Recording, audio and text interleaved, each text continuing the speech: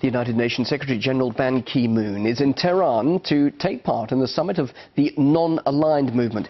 That's a bloc of countries that don't consider themselves in union with the US. Washington has voiced criticism of the UN chief's visit to Iran and of the gathering in general.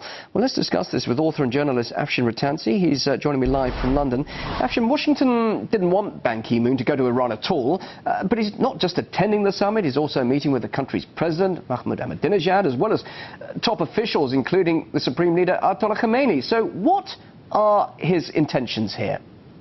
Well, certainly the leaks we're getting are that Obama, or at least people from the State Department, desperately tried to get in touch with Ban Ki-moon, urging that he didn't go to Tehran. I have to say, this is a moment of great courage by Ban Ki-moon as the United States tries and ramps up the pressure along with NATO countries, because he and, 118, 120 nations are all showing that courage by going to Tehran and saying, look, we don't want another war in the Middle East.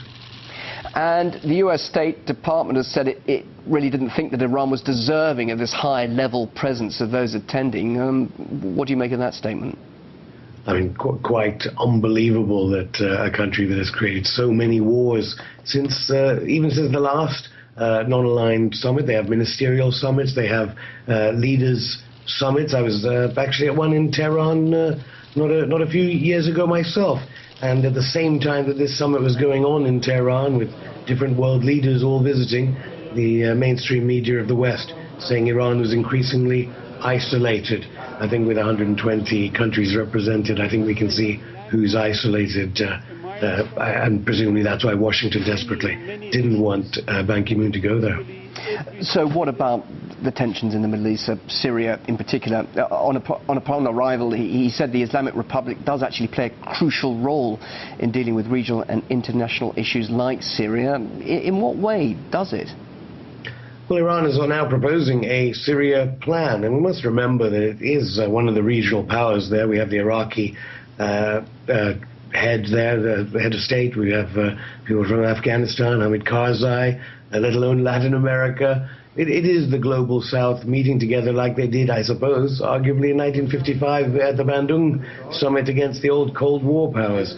And their views regarding any type of peace in the Middle East will hold far more sway than any imposed views from London, Washington, or Brussels.